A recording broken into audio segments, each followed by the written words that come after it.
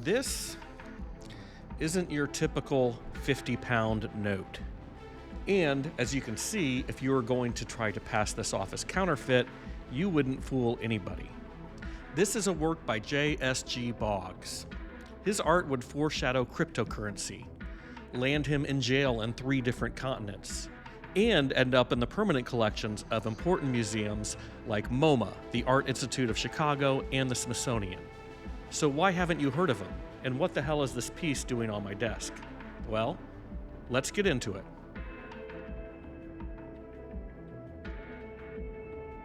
Art lovers, welcome back to the channel. My name is Christopher West, and I'm a full-time art lover, part-time art curator, and on a good day, an occasional art dealer. And I just had a moment of panic. I've been living with this piece for more than 2 years, and I just sold it this past weekend. And it's not particularly valuable. In fact, I didn't even really know how to price it. But the artist is so interesting, I at least had to try to memorialize it before I wrapped it up and took it to FedEx. James Stephen George Boggs, or simply Boggs as he preferred, isn't particularly well known. In fact, he's probably better known around those who collect money than those who collect art. And details about his childhood are murky. His mom was a carnival worker, and he never knew his dad. We know he attended high school in Tampa, but he was expelled his junior year. I was accused of starting a riot in the auditorium, but it was somebody else who threw the book at the principal. We know he started his artistic career as an abstract painter, but no one thought he was particularly talented. It wasn't until 1984, when Boggs took a trip to Chicago, that this story really starts to get interesting. He had stopped by a cafe for a coffee and a donut, and while he waited, he began to doodle on a napkin. He started by drawing the number 1, which then became an abstract $1 bill. Now, whenever anyone talks about Boggs, you always hear some variation of the story. But the version I like best goes like this. The waitress comes by the table to deliver the donut and sees the drawing Boggs has been making. She says it's the most beautiful $1 bill she's ever seen and asks if she can have it. Boggs, seemingly surprised, says no. The waitress comes back and asks if she can buy it for $20. Boggs thought the waitress would be nuts to pay $20 for this doodle and refuses her offer again. But that gets him to thinking. Here I am, a poor, starving artist, looking for 2 things: people who appreciate my work and people who would support me financially. And here is a person who has just offered to do both, and I told her to go away. When the waitress returned with his 90-cent bill for his coffee and donut, Boggs asked her if she would want the drawing as payment for the bill. She responded with an emphatic yes, and an idea was born. Boggs started asking questions like, what is money and why does it have value? And so he started he started drawing money. These were never exact replicas of currency, and he never intended them to be. He wouldn't draw on the back of the note, and they often included witty details, like including his hometown of Pittsburgh on the 50-pound British bill, or replacing the signature of the Secretary of the Treasury with his own and declaring himself as the Secretary of Art. These came to be known as Boggs notes, but he never sold any of them. He only spent them. Let me explain.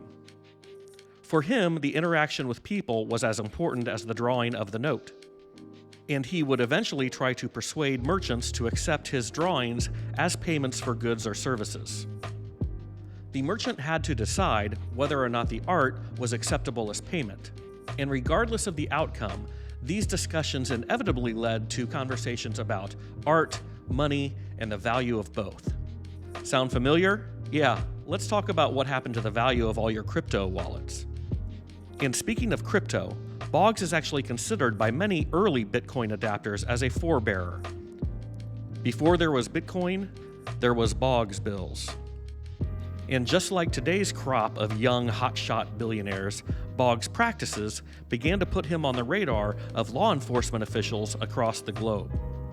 In 1986, he was about to have an exhibition of his work in London when he was arrested for counterfeiting. The Australian authorities did the same thing to him in 1989.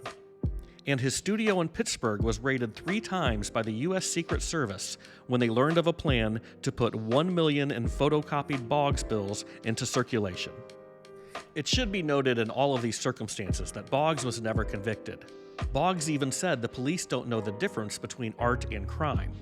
But his reputation continued to grow until his passing in 2017. And one of those Boggs bills that was confiscated by the police in London? Well, it's now a part of the permanent collection of the British Museum. Lawrence Weschler was a journalist who wrote a profile on Boggs in The New Yorker. After Boggs' passing, Mr. Weschler reflected on the artist's life in Art News. He was just short of being a con man, but no more than anyone in the art world, or for that matter, in the world of finance, which, of course, was his whole point. So what's up with this piece, and how did I get it? I actually bought it at a liquidation auction after a former museum trustee had passed away. A random country auction house was selling all of the items from his business. In years prior, I had visited both his home and his office. I even tried to buy the 4 Andy Warhols he had hanging in the waiting room. So when I saw the announcement for the sale, it really caught my attention. 99% of the sale was completely uninteresting. Things like desks and filing cabinets. But there were a few pieces of art. This was at the height of COVID, and the whole sale was online with no auction preview. And the online descriptions were terrible. I think this was simply labeled framed money art. But I bought it. I bought all the art in that sale. And given the terrible picture and description of this, I actually thought and hoped it might be a Banksy. But it's not a Banksy, it's a Boggs, and I'm glad I got to spend a couple years with it. If you found Boggs interesting, I think you might also really like the work of Elaine Sturtevant. I did a video on her, and we'll put a link right here. We talk about art on this channel. If that's your cup of tea, give this video a like and subscribe to the channel. And I look forward to seeing you on the next one. Ciao.